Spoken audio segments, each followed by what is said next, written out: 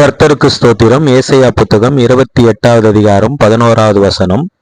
பரியாச உதடுகளினாலும் அந்நிய பாஷையினாலும் இந்த ஜனத்தோடே பேசுவார்.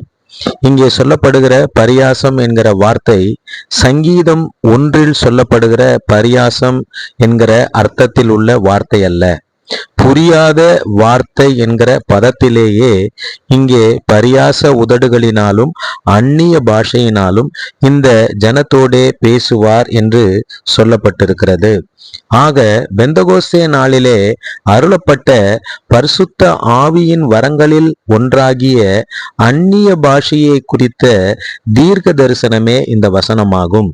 இந்த தீர்க்க தரிசனம் நிறைவேற ஜெபிப்போம். தகப்பனே, ஏசாயா 28:11 படி பரியாச உதடுகளினாலும் அந்நிய பாஷையினாலும் எங்களோடு பேசுவீராக. இந்த ஜெபத்தை கேட்கிற ஒவ்வொருவரோடும் பேசுவீராக. எங்களை உம்முடைய பரிசுத்த ஆவியின் வரங்களினால் அபிஷேகத்தினால் நிரப்புவீராக. இயேசு கிறிஸ்துவின் இனிதான நாமத்தில ஜெபிக்கிறேன் தகப்பனே. ஆமேன், ஆமேன், ஆமேன்.